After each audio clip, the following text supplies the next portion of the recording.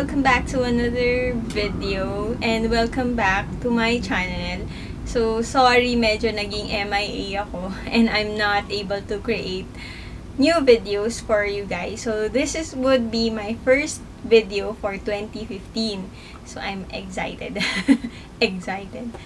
Okay, so today I'm going to do, for my 2015 video, first video for this year, I'm going to do a haul. So I have done hauls for my previous videos last year, I think. So ayan, just a disclaimer, I like to do this kind of videos because I like watching them. And this is not to brag or anything. This is just something to share, and also baka you like the items that I'm going to show you and you're curious about the price, so I'm going to tell you those, and also I'm going to give my thoughts on these items or on some of the items that I'm going to show you. So okay, let's start. So earlier we went to Glorieta. Please don't mind yung mga sounds and also yung malaki kong pimple. So we went to Rustan's Glorieta earlier to buy some stuff, and I splurge on some items. I'm saying that this is a splurge kasi medyo mahal yung item. So we went to Mac store and I purchased few of their items. So first one here is their Mac Fix or Studio Fix powder. So I am in NC40. Yan. So, sino bang hindi nakakakilala sa Mac Studio Fix? So, this is their very famous, press powder. Yan. So, this is how it looks like. And, meron siyang, parang powder puff dito. So, this is actually my second, press powder from Mac Studio. Yan. And so next one here is I also got their foundation, liquid foundation. Yan, yung Studio Fix Fluid with SPF 15. So also in NC40. This Studio Fix matched my skin really well. This is actually what I'm using right now. Tinest ko siya kanina to try if mag-match siya with my skin. So, ayun, nag-match naman siya, and I'm in NC40. So, nalagay kanina mga siguro oras ba yun? Mga 5 PM, and still okay pa rin siya hanggang ngayon. So, for Mac Studio Fix, hindi naman nag-change yung price nila. This is still 1,900. Same with their liquid Studio Fix or yung Studio Fix Fluid, 1,900 din. Yeah, next one I have here is their brow liner. So this is what I have in my brows actually right now. So this one is in brunette, and this cost 1,230.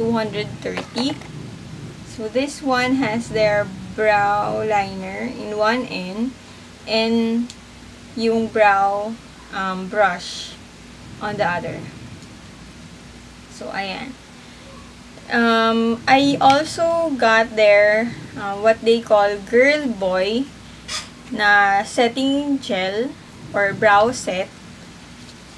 So ayan, this is what I also have in my brows right now. I use this to set para yung hairs matame.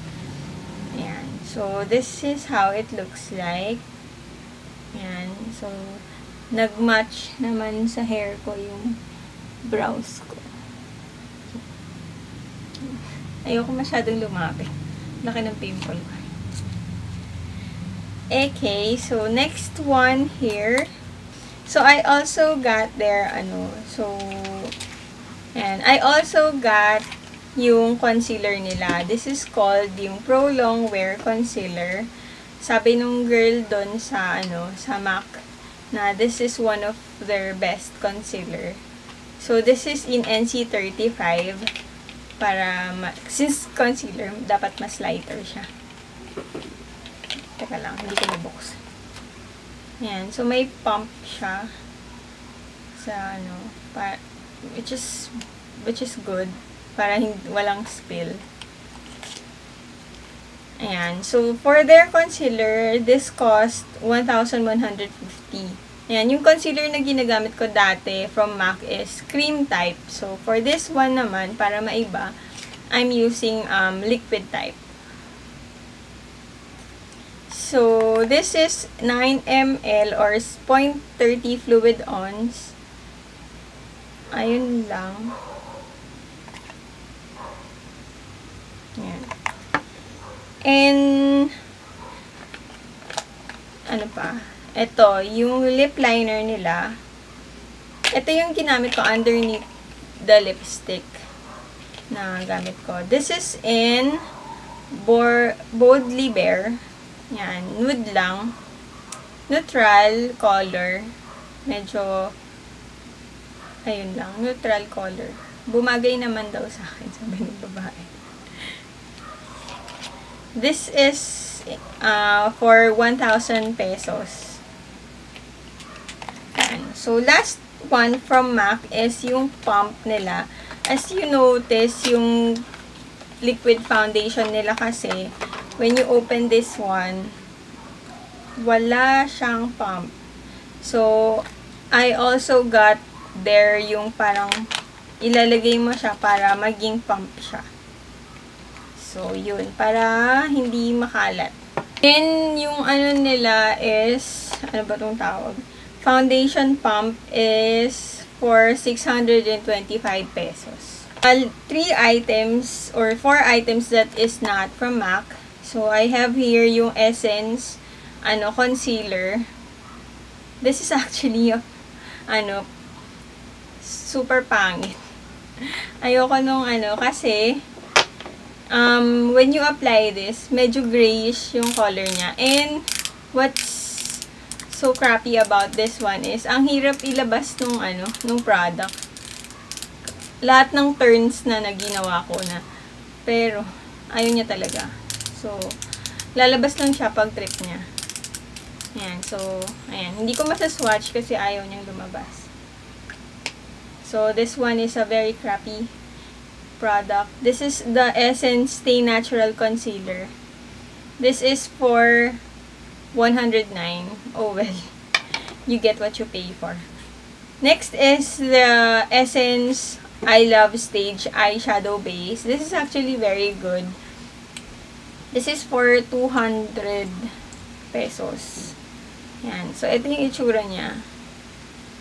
This is actually very, very good.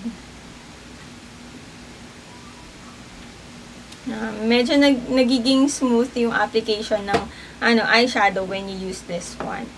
Then, I also got yung e.l.f. na powder or contouring and bronzing powder. So, ayan. Ito yung gamit ko now, yung contour and then yung blush. Kung nakikita nyo. This is actually very good product. Ayan. A must try. So, try nyo. And the last one here, this is what I'm actually using. I saw this sa Landmark kanina. This is the Wet n Wild Mega Last Liquid Lip Color. This is in Red My Mind. This is in Red My Mind. Ayan. So, matte yung finish niya. This is what I'm actually using right now. And I'll just give you a swatch. Yan. So, yan yung swatch niya.